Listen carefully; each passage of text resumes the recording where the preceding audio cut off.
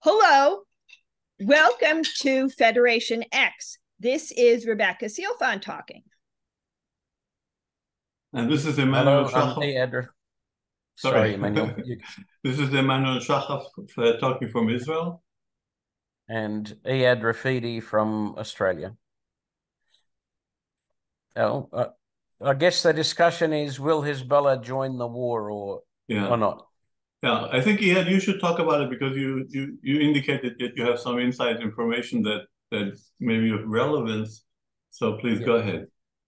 So the Lebanese community in general considers Nasrallah's speech to be a little warning shot, a conciliatory shot, if you like, to both Israel and the United States, giving Blinken enough time to not just cause a ceasefire, but a withdrawal of Israel from Gaza. From what I understand from my sources is that all the factions in Lebanon are off one mind, that they believe that it's an ethnic cleansing. They think if the ethnic cleansing happens, then Egypt is going to lean on both Jordan and Lebanon to take its share of refugees. That means that it's all over for any right of return for the Palestinians, and therefore Lebanon itself is going to have to nationalize its refugees, give them passports, make them Lebanese citizens. The problem for Lebanon and why it's all united in this cause is that Lebanon, as we all know, is split on religious lines between the different factions of Christians and the different Muslims, right? And the Palestinian population in Lebanon will dramatically increase the Sunni side and take the delicate balance away. And so you'll end up with a civil war more than likely in Lebanon. So it sounds to me, from what I'm hearing, at least, is that if this doesn't stop and Blinken isn't successful, then it's not just Hezbollah that will go to war. It's all of Lebanon will go to war because they're fighting for their identity. So what you're going to have is Israel fighting for a Jewish state, Israel fighting to keep its balance, Lebanon fighting to keep its balance. And Lebanon, on the face of it, is, yes, much weaker than Israel, but certainly, according to the Lebanese anyway, they think they've got enough missiles to take out all of Israel's air defenses, and they'll have a chance on a ground war. That's literally their thinking right now. Okay, well, first of all, one thing that cannot be discounted is that there is an element of ethnic cleansing in what Israel is doing in Gaza. And if you listen to the comments of quite a few people who are close to the government or in the government, you can say that they at least were not careful expressing themselves. But there were some of them clearly expressed the fact that they want to get rid of the Gazan refugees. And so they shouldn't be surprised if other people understand it that way. And we have to see how the thing develops on the ground, if there are really movements. I don't think that Israel is going to risk a clash with Egypt, which will be the main problem, by pushing Gazans over the border into Egypt. Unless Egypt agrees, and I don't think Egypt is going to agree to that. I think that's pretty clear. I think that I really don't think 250,000 Palestinian refugees, and that's all we're talking about in Lebanon, are going to throw the balance. There aren't more than that. So are you sure it's only 250,000 refugees in Lebanon? I just looked it up. Yeah, I just looked it up to make sure. You might have found one camp with 250,000 No, in it. no. It's not. It's not. I remember. I remember looking at the numbers when I was working out the solution to the refugee issue in regarding the federation proposal. But hey, if you have different numbers, that's the number I found. And I don't know. We've discussed this before, and we found all the numbers. I'll look it up while we're talking.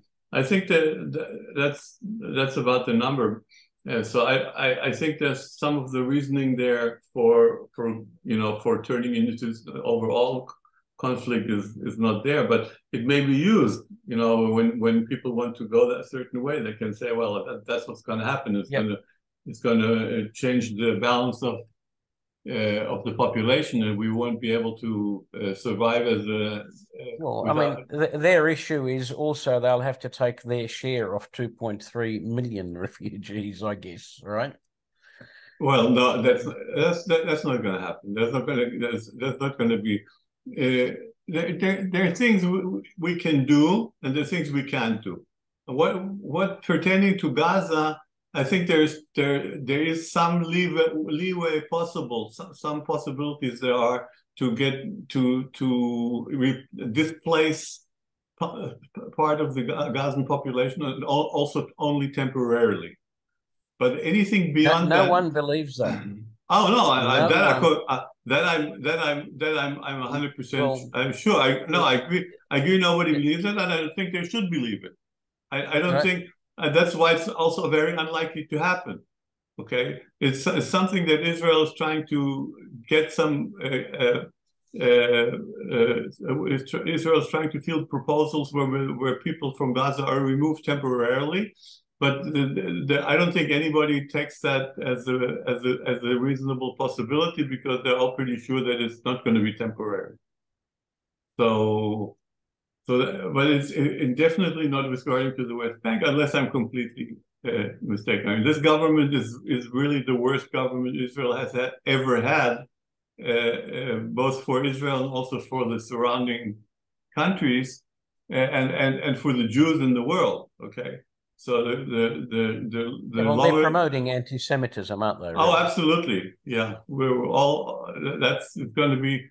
Like it's making Israel the most dangerous place for the Jews, and making the world even more dangerous for the Jews now. Which is really, I can tell you the safest place for Jews right now, not Zionists, is probably the Arab world, because the discussion.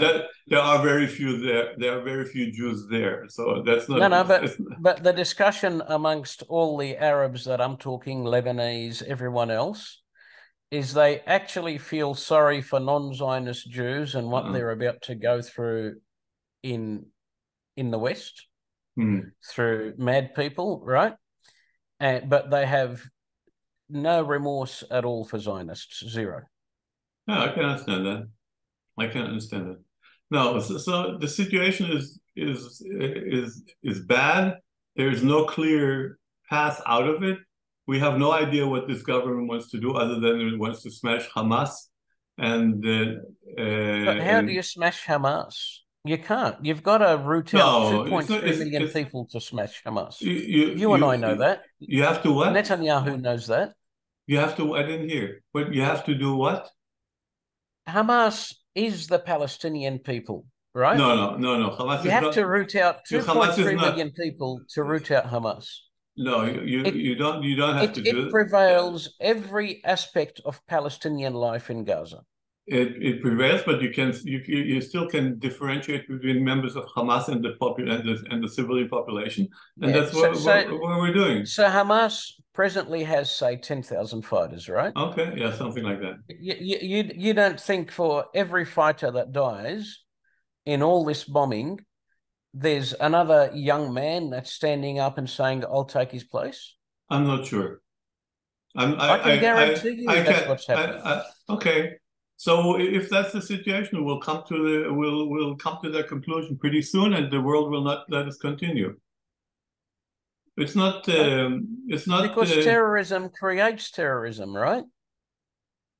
And the Palestinian people are being terrorized. I don't I don't know what's happening on the ground in Gaza. We don't know, other than that the Israeli army is acting there and bombing and progressing and killing Hamas and also civilians as collateral damage. And we'll have to see how this develops and how long the world community will let us continue. On that, if you don't know what's going on, what I'm hearing is, and I keep getting my directions wrong, is Israel's attacking from 3 fronts, and presently it's literally in the center of Gaza. So it's gone in from the northeast, so along the sea border. Mm-hmm. And it's gone in from 2 fronts on Israel's eastern border or Gaza's western border. Mm-hmm. One about the middle and one on the end where the Rafah gate is. Mm-hmm. Right? No, not Rafah. Not in Rafah. I don't think. No, not there, but it's both on Israel's eastern border or Gaza's western border. All right. Yeah. So and presently we have no idea how this, what the plans are, how the progress is, if it's going what the results are, how long we're able to continue, and it's completely we're in a complete fog of war. Yeah. And America's about to give Netanyahu $14 billion, right?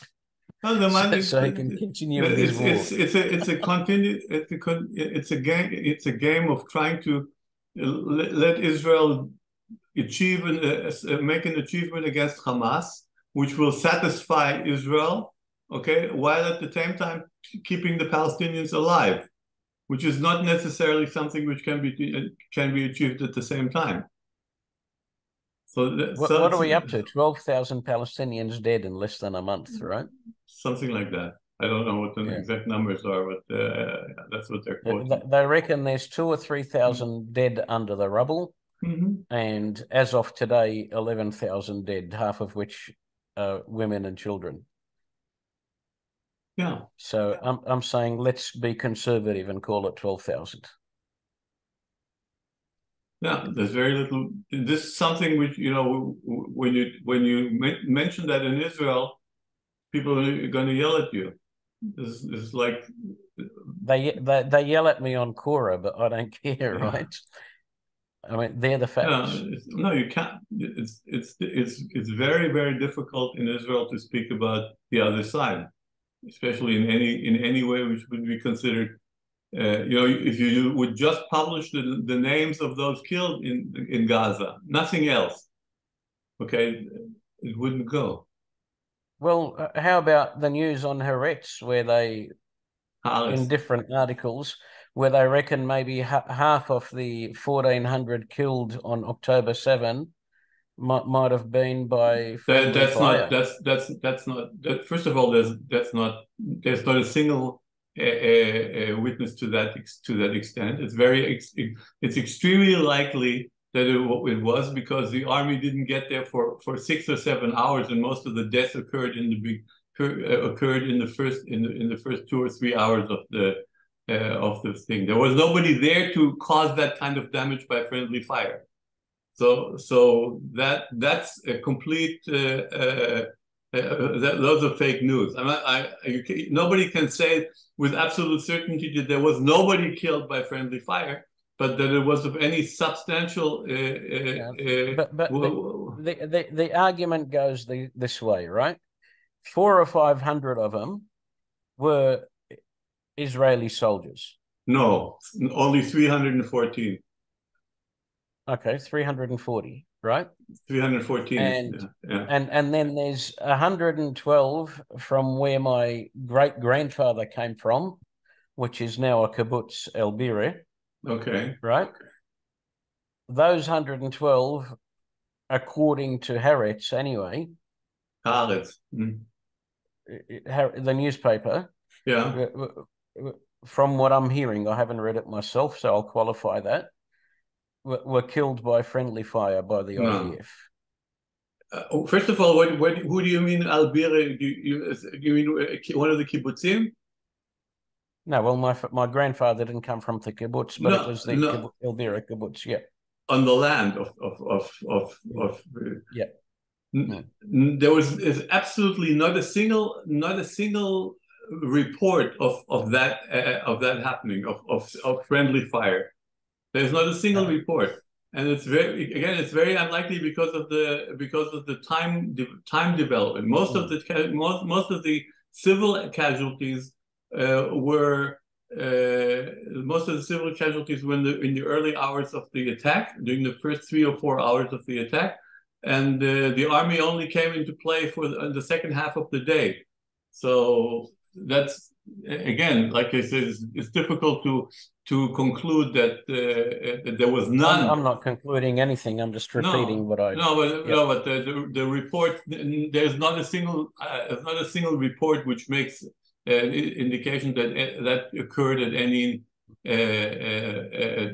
sizable number of casualties as a result of friendly fire. I'll do a bit more homework during the week, I guess, and just see what. Do so if you see any Israeli sources making a record to that effect.